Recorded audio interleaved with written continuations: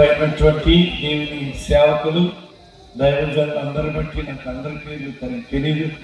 Gudluru president గారు, Gudluru secretary గారు, pastors president రైసల, అలాగే జాన్ గారు, పాస్టర్ జాన్ గారు బట్టి వందనాలు. మరి నన్ను ప్రేమతో ఆహ్వానించినటువంటి పాస్టర్ శాస్త్రి వేదనాయకులు గారు వందనాలు తెలియజేస్తున్నాను. మేము అప్పుడప్పుడు కలుసుకుంటాం కానీ ఎక్కువగా పరిచయం లేదు. 2-3 సార్లు మేము కొన్ని మీటింగ్స్లో కలుసుకున్నాం. అయితే ఈరోజు దేవుడు నాకు ఇచ్చిన మంచి అవకాశం అని నేను దేవుని స్తుతి చేస్తున్నాను. దేవుని స్తోత్రం కలిగిన గాక. హల్లెలూయా, హల్లెలూయా. కూడి వచ్చిన మీ అందరినీ ప్రభు ఆస్వాదించును గాక. ఈ రాత్రి మీ మధ్యలో ఉండడానికి ప్రభు నాకు అవకాశం ఇచ్చినప్పుడు, ఈ రాత్రి ప్రభు నువ్వు నాతో మాట్లాడు అని ప్రభు సన్నిధిలో అందరూ కూడా ప్రభుని యొక్క మాట అడుగుదాం. ప్రభు నువ్వు నాతో మాట్లాడు అడగండి. ప్రభు కలపిస్తాను, అందరు కలపిస్తాను. ప్రభు నాతో మాట్లాడండి. ప్రభు మనతో మాట్లాడాలి, మనం ప్రభుతో మాట్లాడాలి. ప్రభుతో మాట్లాడినప్పుడే మన సమస్యలు దేవుడు తీరుస్తాడు. దేవుడు మన సమస్య నుండి మనల్ని విడిపిస్తాడు. కాబట్టి రాత్రి పరిశుద్ధాత్మ దేవుడు మనతో మాట్లాడాలని ఇష్టపడుతున్నాడు. నీవు పలికితే నాకు మేలయ్యా, నీ దర్శనమే నాకు చాలయ్యా, నీ దర్శనం కావాలయ్యా. నాతో మాట్లాడు ప్రభు, మాట్లాడు ప్రభు. అందరూ కూడా ప్రభు వైపు చూస్తాడు. ప్రభు నాతో నువ్వు మాట్లాడు, నాతో మాట్లాడు ప్రభువా. నీవే మాట్లాడు మయ్యా, నాతో మాట్లాడు ప్రభువా. నీవే మాట్లాడు మయ్యా. నీవు పలికితే నాకు మేలయ్యా, నీవు పలికితే నాకు మేలయ్యా. నీ దర్శనమే నాకు చాలయ్యా, నీ దర్శనమే నాకు చాలయ్యా. నాతో మాట్లాడు ప్రభువా, నీవే మాట్లాడు మయ్యా. నీ వాక్యమే నన్ను బ్రతికించినది, నా బాధలలో నెమ్మదినిచ్చేది. నీ వాక్యమే నన్ను బ్రతికించేది, నా బాధలలో నెమ్మదినిచ్చేది. నీవు పలికితే నాకు మేలయ్యా, నీవు పలికితే నాకు మేలయ్యా. నీ దర్శనమే నాకు చాలయ్యా, నీ దర్శనమే నాకు చాలయ్యా. నాతో మాట్లాడు ప్రభువా, నీవే మాట్లాడు మయ్యా, నీవే మాట్లాడు. పరమ తండ్రి నాయనా, నీ మట్టి దుమ్మిని ధూళిని నీ సేవకుడిగా నీ సన్నిధిలో నిలబడి ఉండగా యజ్ఞతో కాల్చి నా పెదవులను ప్రభువా, నీ బిడ్డలకు కావాల్సిన వర్తమానం దయచేయండి ప్రభువా. దైవజనులు, దేవుని సేవకులు, మా ప్రభువా శాస్త్రయ్య గారు ప్రభువా, ఈ మంచి సభలు ఏర్పాటు చేశారు నాయన. ఈ సభలు 7 దినములు ప్రభు, ఈ పండుగ దినాలు శాస్త్రి వేదనాయకం గారిని బట్టి మీకు వందనాలు, వారి కుటుంబాన్ని బట్టి వందనాలు. దీవించి ఆస్వాదించండి. ఈ వాక్యం ద్వారా మాతో మాట్లాడమని ఏస్తున్నాము ఇచ్చున్నాం తండ్రి. ఆమేన్ చెప్పండి అందరూ, కొంచెం గట్టిగా చెప్పండి. ఆమేన్ హల్లెలూయా. ప్రభునందు ప్రియులారా, మరి నేను ఎవరిలో ఒక మాట చెప్పి ఈ రాత్రి దేవుని యొక్క వాక్యం ద్వారా మనతో పరిశుద్ధాత్మ దేవుడు మాట్లాడబోతున్నాడు కనుక శ్రద్ధగా దేవుని వాక్యాన్ని వినవలసిందిగా ప్రభు పేరిట మనం చేస్తున్నాం. ఈరోజు నా పేరు ఇది చెప్పడానికి ఖాళీ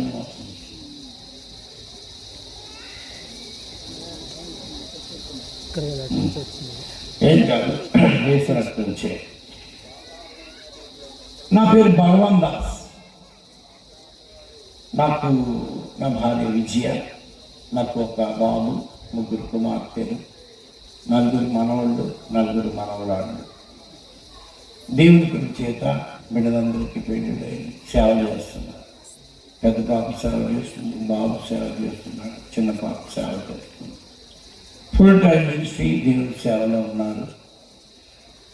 మరి నేను గత 41 సంవత్సరం నుండి ఒంగోలు కబడ్డీ పాలెంలో నేను నివసిస్తున్నాను. అక్కడే నేను సేవ చేస్తున్నాను. దేవుడు తన కృప చేత మరి మా తల్లిదండ్రులు అమ్మ చంద్రలీలమ్మ పాలస్ గారు, మా నాన్నగారు వాళ్ళిద్దరు ఉద్యోగస్తులు, జాబ్ చేసుకుంటున్నారు. ఇద్దరు జాబ్ చేసుకుంటున్నారు. అమ్మ టీచరు, నాన్నగారేమో గవర్నమెంట్ హాస్పిటల్ కాంపౌండర్. మాది ఏలూరు, పశ్చిమ గోదావరి జిల్లా.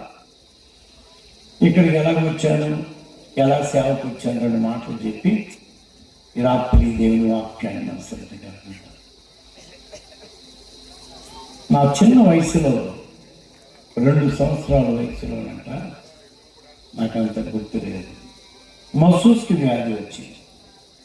ఆ దినాల్లో ఆ మసూస్కి వ్యాధి వచ్చినప్పుడు అంటే 58, 59 సంవత్సరాల టైం, 1959లో నేను చెప్తాను.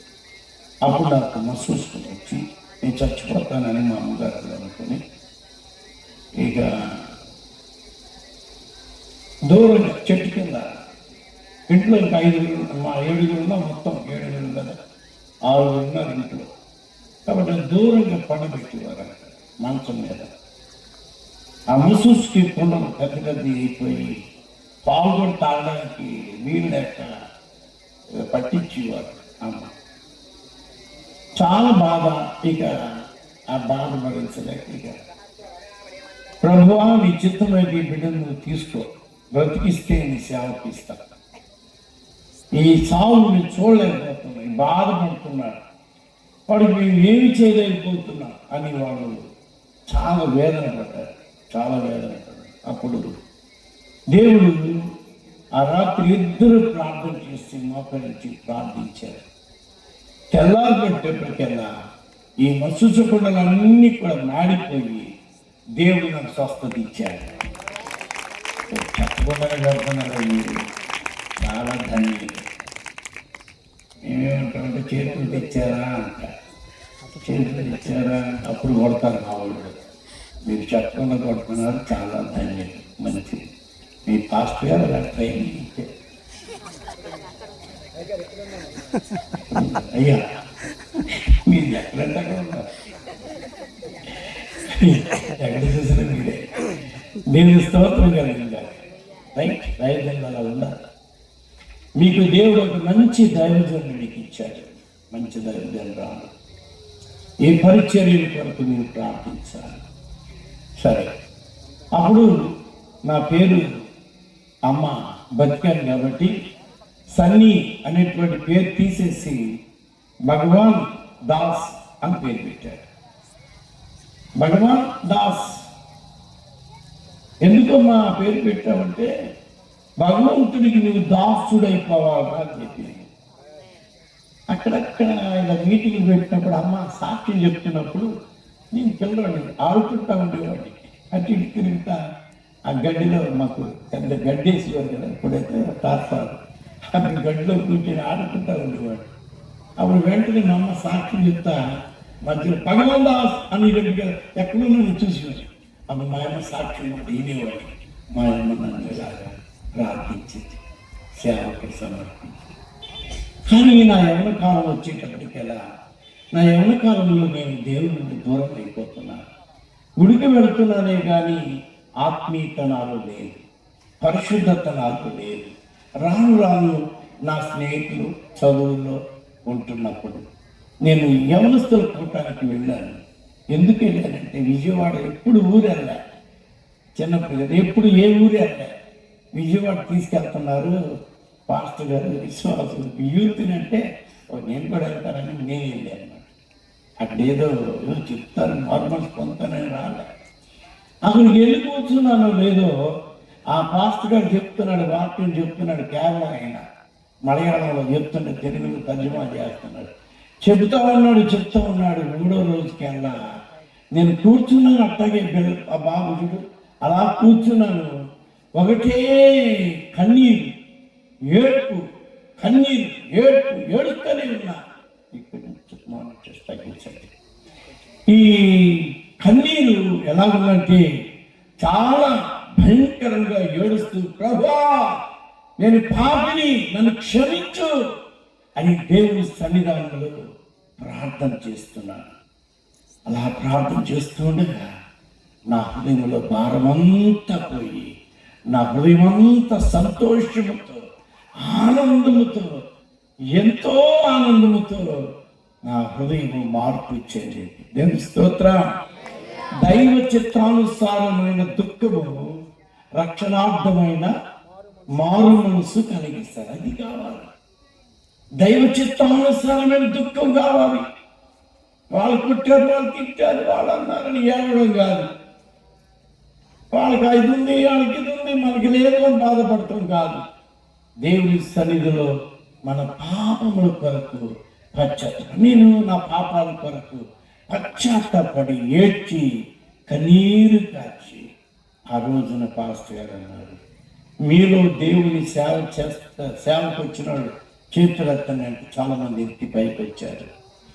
ఇంకోసారి ఆఖరిని పిలుస్తున్నాను, దేవుడు సేవకు పిలిస్తే వస్తానన్న వాళ్ళు చేయొద్దండి అన్నారు. దేవుడు సేవకు పిలిస్తే వస్తానన్నా, అప్పుడు చేయొత్తారు. దేవుడు సేవకు పిలిస్తే నేను వస్తానయ్యా ఆయన బయలుదేరి చేయొత్తాను. ముందుకు పిలిచారు, ప్రార్థన చేశారు. అది మాకు జరిగింది. కానీ నేను సేవకు రాలేదు.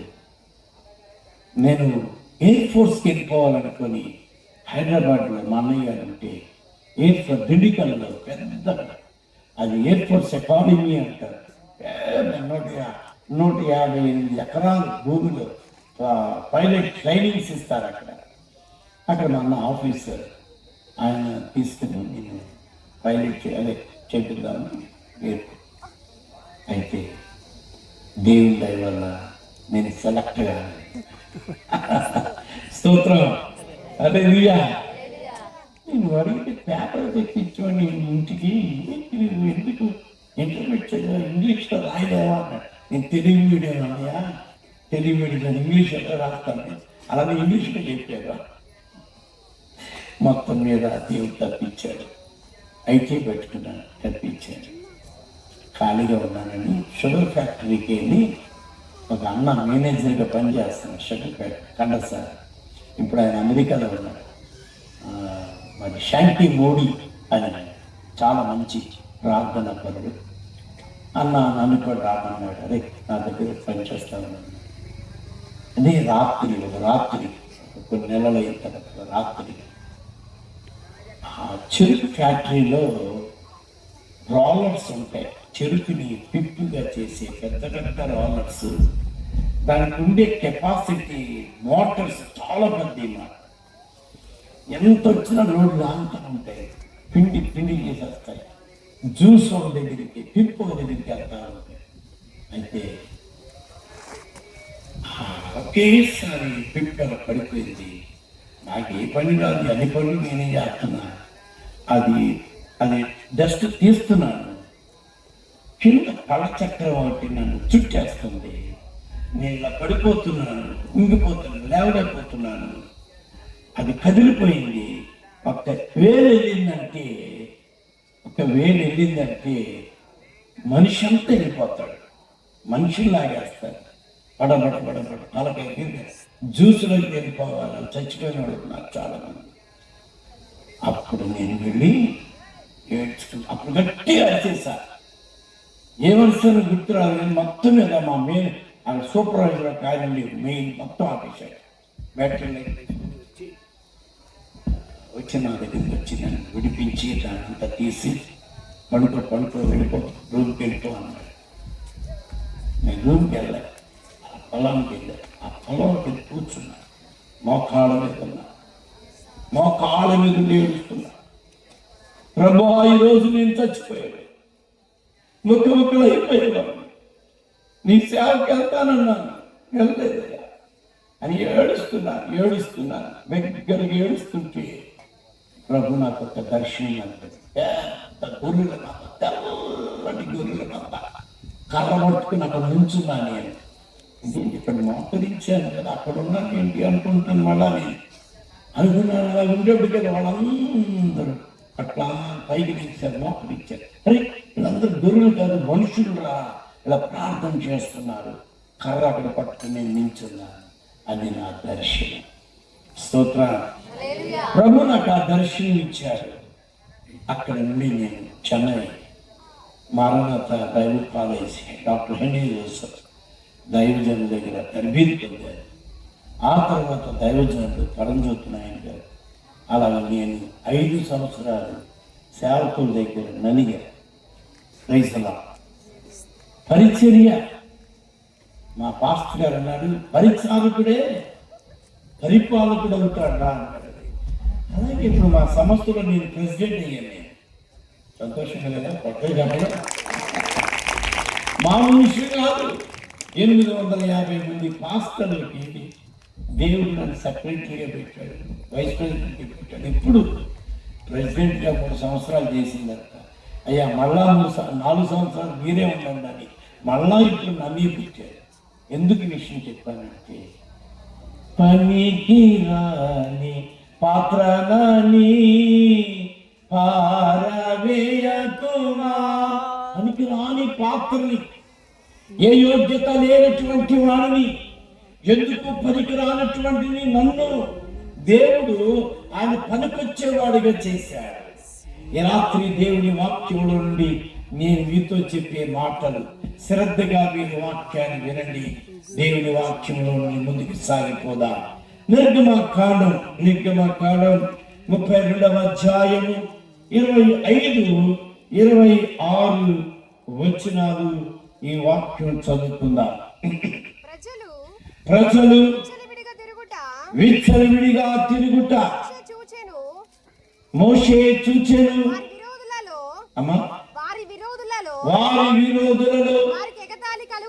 వారికి ఎగతాళి కలుగునట్లు అహరోను విచ్చలవిడిగా తిరుగుట వారిని విడిచిపెట్టి ఉండెను.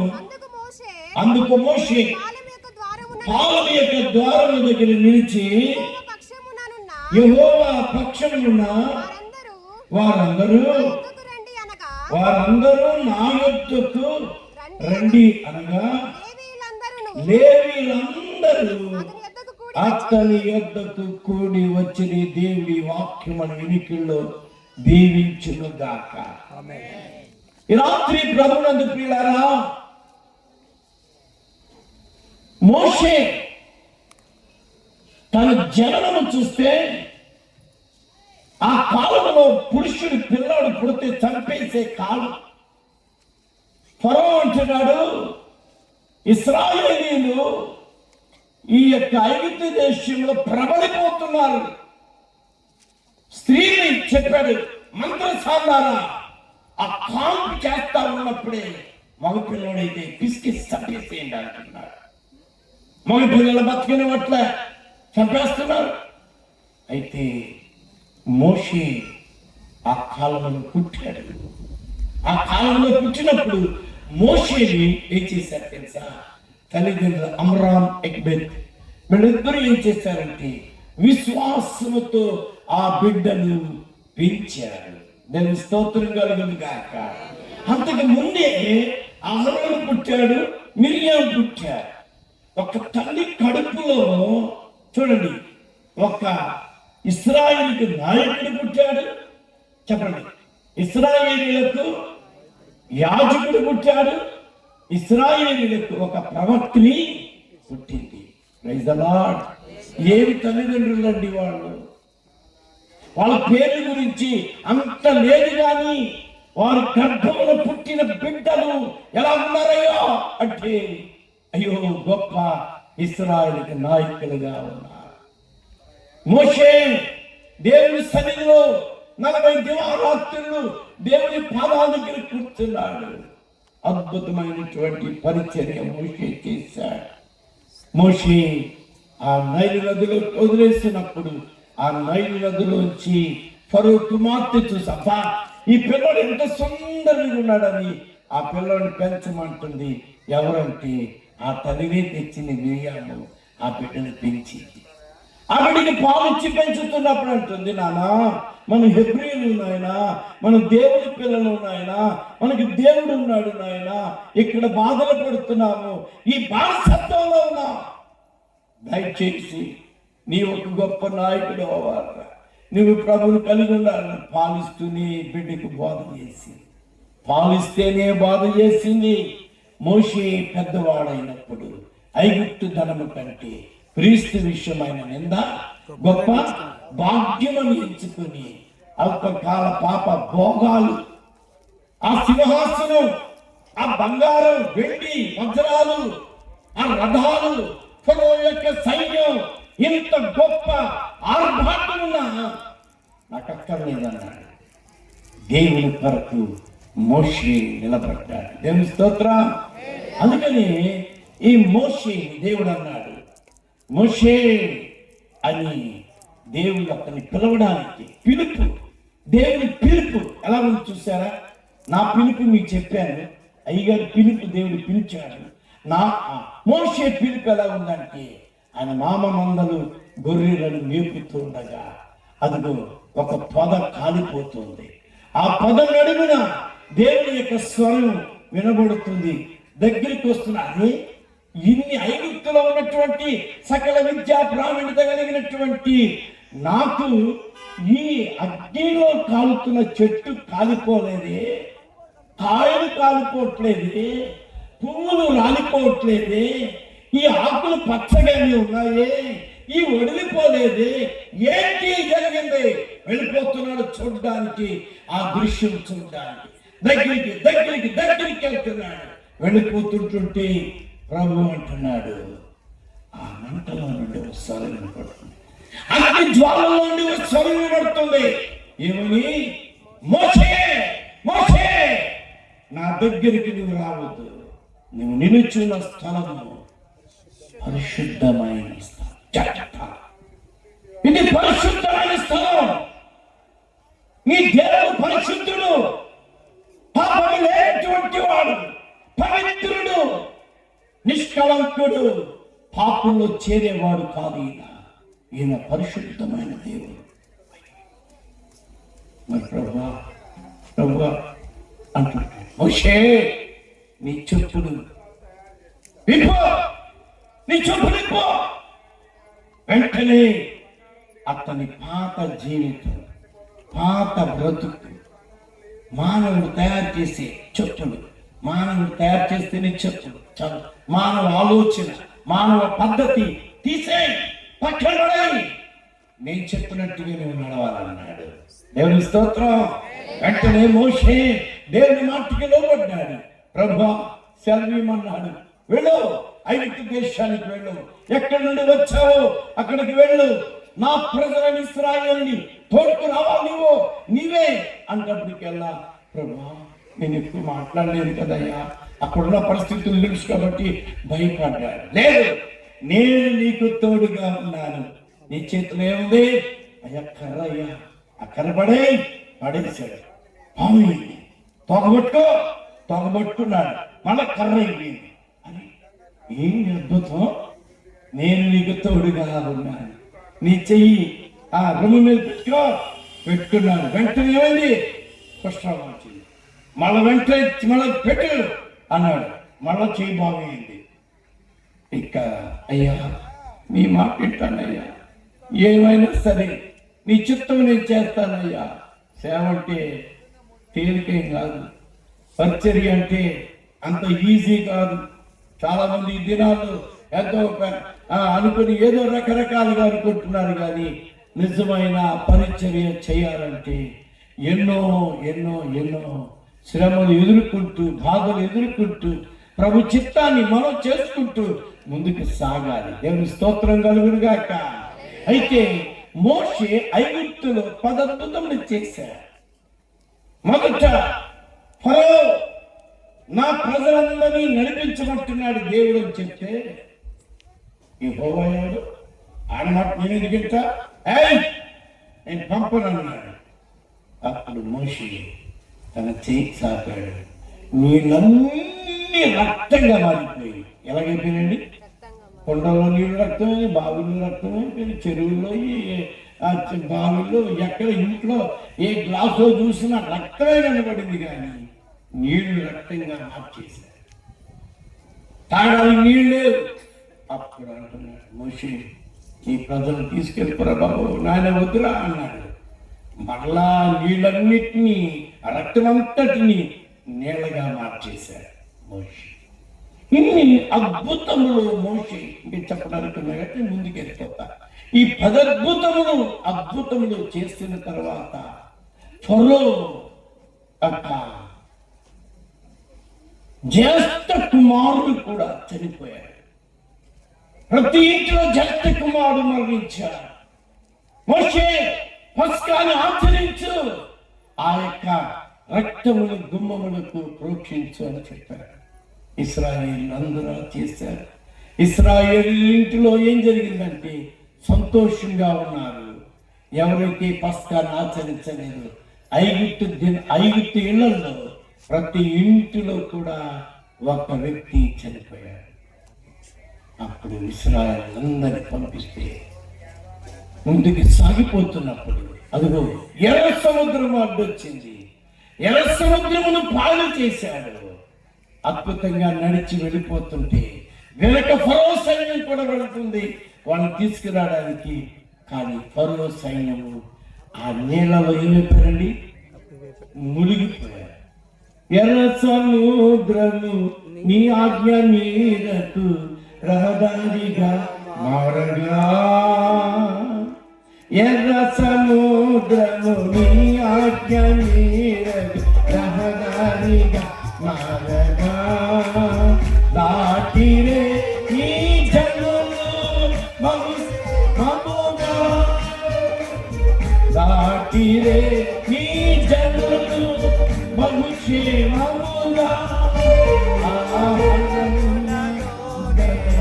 మనమే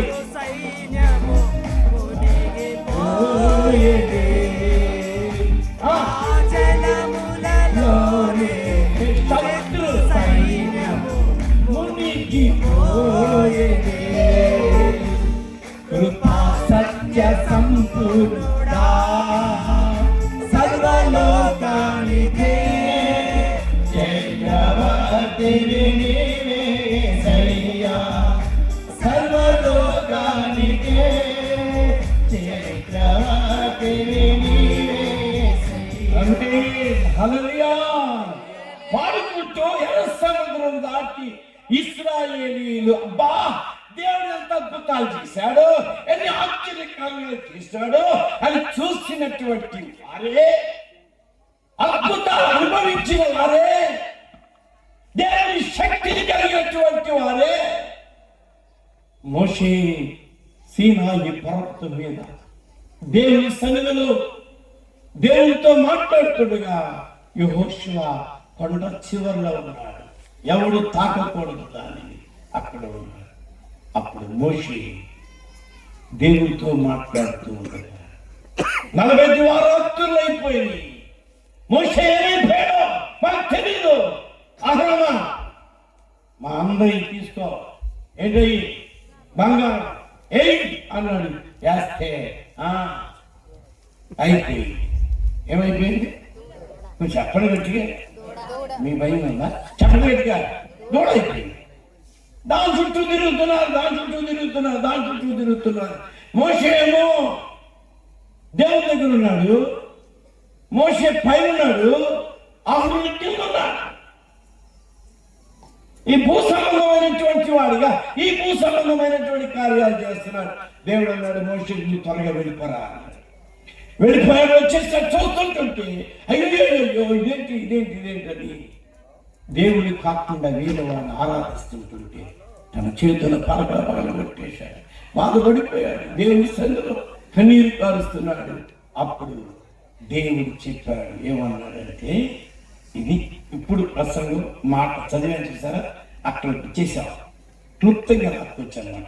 ఇప్పుడు ఏం చెప్తున్నాడంటే, ప్రజలు విచ్చలవిడిగా, అమ్మా చదవాలి, ప్రజలు విచ్చలవిడి నైపుణ్యం వరకు ప్రజలు విచ్చలవిడిగా తిరుగుతా చూడండి, మోషే చూచారు. ప్రజలు ఎలా ఉన్నారు? కొంచెం గట్టి చెప్పండి, ఎలా ఉన్నారు? ఎప్పుడు మోషే కాలంలో విచ్చలవిడి, ఎవరి ఇష్టం వచ్చినట్టు వాడే, దేవుని భయం లేదు, దేవుని అద్భుతాలు చూశారు, ఆశ్చర్య కార్యాలు చూశారు, దేవుని వర్తమానం విన్నారు, మోషే వాక్యం చెప్పాడు, ప్రార్థన చేశాడు. మరలా విచ్చలవిడి జంట, విచ్చలవిడి జీవితం మంచిది కాదు. ఈ రోజున పిల్లలు కూడా ఎలా ఉన్నారు? పిల్లలు ఎలా ఉన్నారండి? విచ్చలవిడి, నా ఇష్టం నేను అంటున్నారు, విచ్చలవిడి. దాని వలన దేవుడు అన్నాడు, ఆ విచ్చలవిడిలో నుండి బయటికి రండి, ఆ విచ్చలవిడి జీవితం విడిచిపెట్టు, నీవు పరిశుద్ధముగా ఉండాలంటే. మోషే వెళ్ళాడు, ఆ గుమ్మం ద్వారం దగ్గర నిలబడ్డాడు. ఇశ్రాయేలారా, దేవుని ప్రజలుగా ఉండాలనుకున్న వాళ్ళు రండి అని పిలిచారు. ఆయన పిలువగా లేవి గోత్రికులు మాత్రమే వెలుపలకు వచ్చారు. లేవి గోత్రికులు వచ్చారు. లేవీలు వచ్చి మోషే విధించిన వాక్య ప్రకారంగా నడుస్తూ ఉన్నారు. దేవుని స్తోత్రం. 12 గోత్రాల్లో ఉన్నటువంటి వారు ఒక గోత్రమే. మిగతా వారు విచ్చలవిడిగా ఉండడానికి ఇష్టపడుతున్నారు. విచ్చలవిడిగా తిరుగుట వల్ల ఏం జరిగింది చెప్పండి? నోవహు కాలంలో విచ్చలవిడిగా ఉన్నారు ప్రజలు. 6వ అధ్యాయం 5వ వచనంలో విచ్చలవిడిగా వాళ్ళు ఎలా ఉన్నారంటే, మనుషులు ఆ దినములో, ఆది కాండము 6వ అధ్యాయం 5వ వచనంలో, నరుల చెడుతనము భూమి మీద గొప్పదనియు, వారి హృదయంలోని తలంపులన్నీ ఊహ అంతయు ఎల్లప్పుడూ కేవలము చెడ్డవి, చెడ్డ ఆలోచన, చెడ్డ తలంపులు, చెడ్డ ఊహలు, ఊహించుకుంటున్నాడు, చెడు ఆలోచన, చెడు తలంపులు. మీకు ఎప్పుడైనా వస్తాయి అలాంటి? మీకు రావు. దేవుని స్తోత్రం కలుగుతుందా? ఆ కాలంలో వచ్చినాయి అంట. ఎలా ఉన్నారు మనుషులు? చెడిపోయినారు. ఆ చెడిపోయినటువంటి వారికి ఒక వాడ కట్టి మోషే నోవహు అంటున్నాడు, నోవహు అంటాడు, రండి వాడలోనికి ప్రవేశించాలి, రండి వాడలో ప్రవేశించాలి. ఆ వాడ కట్టిన వాళ్ళు కూడా ఎక్కలేదంట.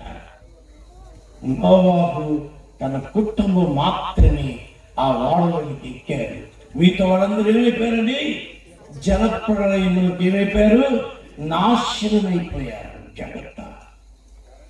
విచ్చలవిడి జీవితం వెనుక నాశనం వస్తుంది. ఈ విచ్చలవిడిగా తిరగడం మాని ఎక్కడ రావాలి? దేవుని సన్నిధికి రావాలి. ఈ రాత్రి నువ్వు దేవుని సన్నిధికి వస్తే దేవుడు నిన్ను ఆస్వాదిస్తాడు. నన్ను ఆస్వాదించాడు, వేదనాయకుని గారిని ఆస్వాదించాడు, శాస్త్రి గారిని, మమ్మల్ని ఆస్వాదించాడు దేవుడు. ఆ రీతిగా మిమ్మల్ని కూడా ప్రభు యొద్దకు రండి అని ఆయన ఆహ్వానిస్తున్నాడు. ప్రభు దగ్గరికి రండి. మనుషులు ఆ కాలమే కాదు, సొదొమ గొమొర్రా అనేటువంటి నెక్స్ట్ కాలంలో కూడా చూస్తే ఆదికాండం 19వ అధ్యాయం 4వ వచనంలో జనులు ఎలా ఉన్నారయ్యా అంటే ఆ సొదొమ ప్రజలు భయంకరమైనటువంటి దుర్మార్గులుగా ఉన్నారు. ఏం చేస్తున్నారు వాళ్ళు? ఎలా ఉన్నారు? ఆ 4వ వచనం, వారు పండుకొనక ముందు ఆ పట్టణస్థులు అనగా సొదొమ మనుషులు బాలులను వృద్ధులు ప్రజలందరూ నలుదిక్కుల నుండి కూడి వచ్చి ఆ ఇల్లు చుట్టూ వేసి ఆ లోతుని పిలిచి ఈ రాత్రి మనుషులు ఎక్కడా? ఎందుకు వచ్చారే? ఇక్కడ దేవదూతలు వచ్చారు కదా, పరిశుద్ధులు వచ్చారు కదా, అది ఎక్కడున్నారు అని అడుగుతుంటే మేము వారిని కూడినట్లు అంటున్నాడు. మేము వాళ్ళు కూడినట్లు మా యొద్దకు వారిని వెలుపలకు తీసుకురమ్మని అతనితో చెప్పగా లోతు అయ్యో అరే అన్నారా, ఇది పాతకం రా, ఇది ఇట్టకి వ్యభిచారాలు చేయడం పాపంరా. నా ఇంటికి వచ్చిన మనుషులు పాపం చేస్తారా మీరు? తప్పురా, పాపంరా.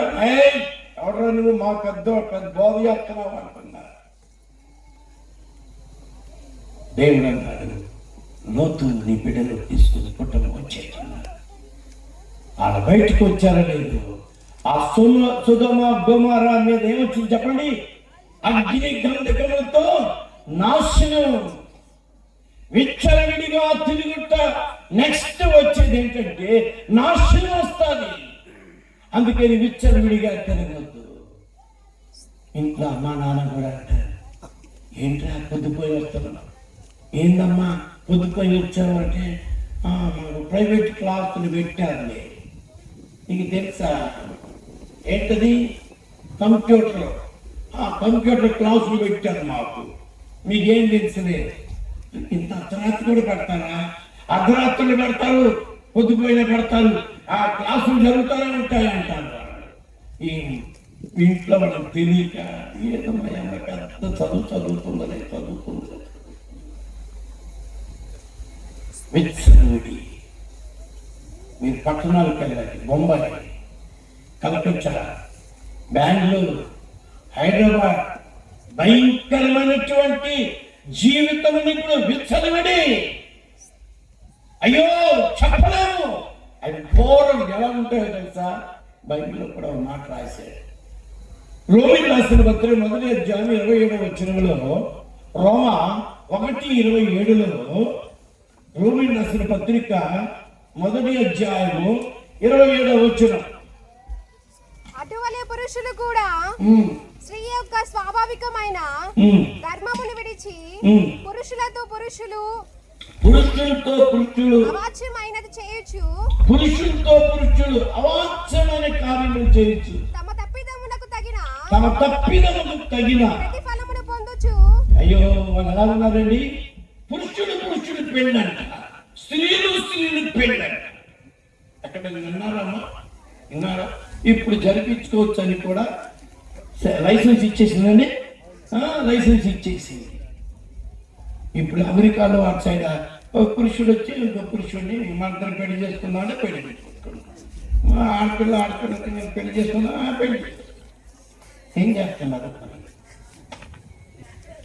పాపం విచ్చలవిడిగా ఉంది. మనుషులు విచ్చలవిడిగా తిరుగుతున్నారు. భయం లేదు. మనుషుని రోజున పాపములకు భయపడ్డారు. పాపములకు వచ్చి జీతము మరణం, వేదన, భయంకరమైనటువంటి అగ్ని గంధకముల చేత కాల్చబడిపోయింది సొదొమ గొమొర్రా అనేటువంటి పట్టణం. విచ్చలవిడి విడిచిపెట్టు. పాపాన్ని విడిచిపెట్టు. పాప జీవితాన్ని విడిచిపెట్టు. నీ దుర్మార్గ జీవితం విడిచిపెట్టు. నీ పాపాన్ని క్షమించడానికి యేసు క్రీస్తు తన రక్తాన్ని కొరకు కాల్చాడు. ఈ రాత్రి యేసు ప్రభు ఆయన రక్తాన్ని నీవు ఆయన దర్శనం చూస్తే, ప్రభువా నా పాపములను కడిగివేయమని నువ్వు ప్రార్థన చేస్తే ఆయన ఈ పాపములు కడగడానికి ఆయన సిద్ధముగా ఉన్నాడు. ఈ రాత్రి నేను ఇప్పుడు మీకు చెప్పేదంతా ఉత్పత్తిగా ఇప్పుడు దేవుని యొక్క వాక్యములో నుండి కొన్ని మాటలు మీకు చెప్పి నేను లాస్ట్లో ఒక 3 విషయాలు చెప్పేసేసి నా ప్రసంగాన్ని ముగిస్తాను. జాగ్రత్తగా దేవుని మాటలు మీరు వినాలి. ఏంటి దేవుడు చెప్పే మాట? ప్రభు చెప్పే మాట ఏంటి? ఈ రాత్రి వింటారా? ఏం చెప్తున్నారు?